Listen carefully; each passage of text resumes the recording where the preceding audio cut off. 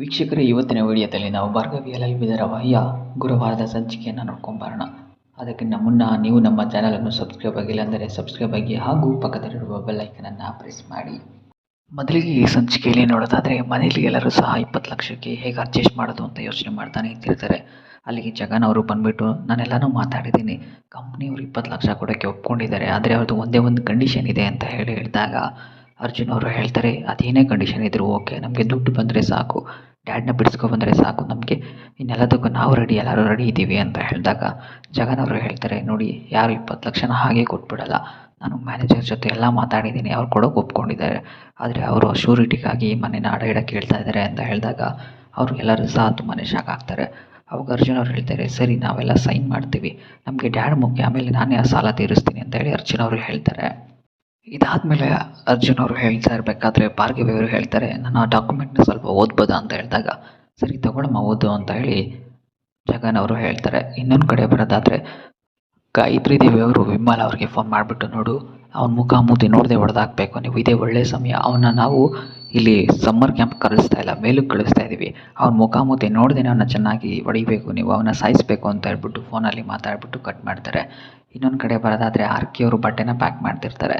ಅಲ್ಲಿಗೆ ಗಾಯತ್ರಿ ದೇವಿಯವರು ಹೋಗ್ಬಿಟ್ಟು, ಏನು ಆರ್ಕೆ, ನೀವೇನು ಮಾಡ್ತಾ ಇದ್ದೀರಾ ಅಂದಾಗ, ನಾನು ಡೆಲ್ಲಿಗೆ ಹೋಗೋಕ್ಕೆ ಬಟ್ಟೆನ ಪ್ಯಾಕ್ ಮಾಡ್ತಾ ಇದ್ದೀನಿ, ಯಾಕಂತ ಹೇಳಿದರೆ ಎಲ್ಲ ಕೆಲಸನ ನೀವೇ ಮಾಡ್ತಾ ಇದ್ದೀರಲ್ಲ, ನನಗೇನು ಕೆಲಸ ಇಲ್ಲ ಇಲ್ಲಿ ಅಂತ ಹೇಳಿದಾಗ ಗಾಯತ್ರಿ ಅವರು ಹೇಳ್ತಾರೆ, ನೋಡಿ, ನಿಮಗೇನು ಕೆಲಸ ಇಲ್ಲ, ಆದರೆ ನೀವು ಆ JP ವಿರುದ್ಧ ಸೇಡ್ ತೀರಿಸ್ಕೋಬೇಕು ಅನ್ನೋವಾಗ ಕನಸು ಕಾಣ್ತಿದ್ರಲ್ಲ, ಆ ಕಾಲ ಇವಾಗ ಹತ್ರ ಬಂದಿದೆ, ಅದನ್ನೆಲ್ಲ ನೀವು ಕಣ್ಣಾರೆ ನೋಡ್ಬೋದು, ನಮ್ಮ ಒಂದು ಇದೆಯಲ್ಲ ನಿಮಗೆ ಸಪೋರ್ಟು ಅಂತ ಹೇಳಿ ಹೇಳ್ತಿರ್ತಾರೆ.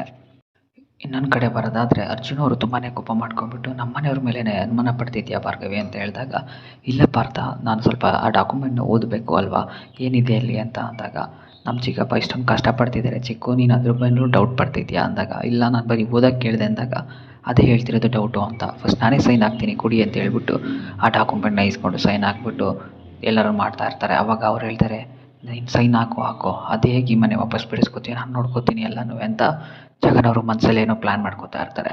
ಇನ್ನೊಂದು ಕಡೆ ಎಲ್ಲರೂ ಸಹ ತುಂಬಾ ಶಾಕಲ್ಲಿರ್ತಾರೆ. ಸೊ ಅದಾದ ನಂತರ ಭಾರ್ಗವಿ ಅವರಿಗೆ, ನೀವೇ ನಮ್ಮ ಲಾಯರ್ ಅಲ್ವಾ, ತಗೊಳ್ಳಿ, ಎಲ್ಲರ ಹತ್ರ ನೀವೇ ಸೈನ್ ಹಾಕ್ಸ್ಕೊಂಬನ್ನಿ ಅಂತ ಹೇಳ್ಬಿಟ್ಟು ಕೊಟ್ಟಾಗ ಭಾರ್ಗವಿ ಅವರು ಹೋಗಿ ಸೈನ್ ಹಾಕ್ಸ್ಕೊಂಬರ್ತಾರೆ.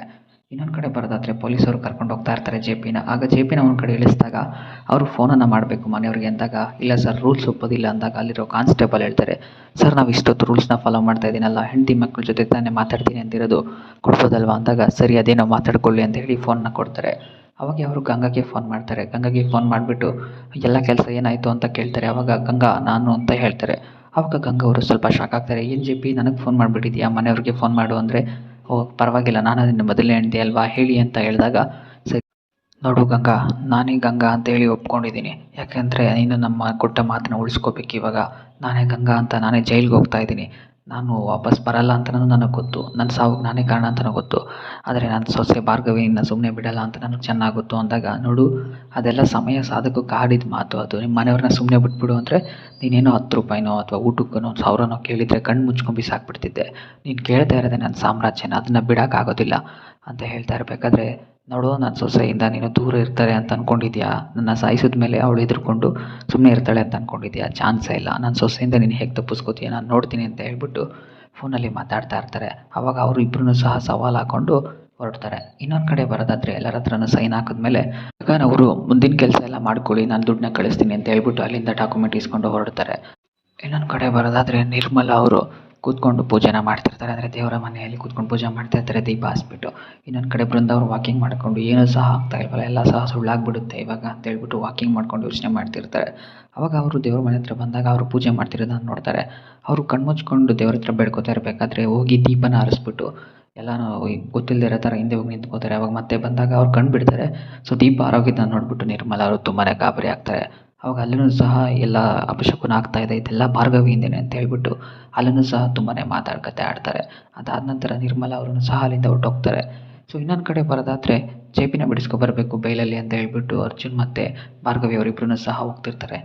ನೀವು ಯಾಕೆ ಬರೋಕ್ಕೆ ಹೋದ್ರಿ ಪಾರ್ಥ, ರೆಸ್ಟ್ ಮಾಡಬೇಕಿತ್ತು, ನಾನೇ ಹೋಗಿ ಬಿಡಿಸ್ಕೊಬರ್ತಿದ್ದೆ ಅಂದಾಗ, ನನಗೆ ಯಾಕೋ ನೀವು ಒಬ್ಬರೇ ಹೋಗೋದು ಸೇಫ್ ಅಲ್ಲ ಅನ್ನಿಸ್ತು, ಅದಕ್ಕೆ ಜೊತೇಲಿ ಬಂದೆ ಅಂದಾಗ, ಇದು ಹೆಂಡತಿಗೆ ತೋರಿಸ್ತಿರೋ ಕಾಳಜಿನ ಅಥವಾ ಕ್ಲೈಂಟಾಗಿ ತೋರಿಸ್ತಿರೋದು ಅಂತ ಕೇಳಿದಾಗ ಅರ್ಜುನ್ ಅವರು ಏನೂ ಮಾತಾಡಿದೆ ಸ್ವಲ್ಪ ಹೊತ್ತು ನಿಂತ್ಕೊಂಡು, ನೋಡಿ, ನಾವು ಒಬ್ಬರು ಕ್ಲೈಂಟಿಗೆ ತೋರಿಸ್ತಾ ಇರೋದು ಅಷ್ಟೇ, ಇನ್ನೇನು ಬೇರೆ ಏನಿಲ್ಲ, ಲಾಯರು ನಿಯತ್ತಾಗಿದ್ದರೆ ನಾವು ಈ ಥರ ಒಂದು ಕಾಳಜಿನ ತೋರಿಸೋದು ಅಷ್ಟೇ, ಇನ್ನೇನು ಬೇರೆ ಏನೂ ಇಲ್ಲ ಅಂದಾಗ ಯಾಕೆ ಇಷ್ಟು ಹಠ ಮಾಡ್ತಿದ್ದೀರಾ ಪಾರ್ಥ ಅಂತ ಹೇಳಿದಾಗ, ನೋಡಿ ನೀವು ಅಷ್ಟು ದೊಡ್ಡ ವಿಷಯನ ಗಂಡನಿಂದನೇ ಮುಚ್ಚಿಟ್ಟಿದ್ದೀರಾ ಇಷ್ಟೊಂದು.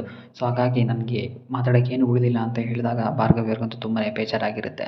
ಅವಾಗ ಅವರು ನಡ್ಕೊಂಡು ಬರ್ತಾ ಇರಬೇಕಾದ್ರೆ ಅವ್ರ ಕಾಲಿಗೆ ಮುಳ್ಳು ಚುಚ್ಚಿಬಿಡುತ್ತೆ.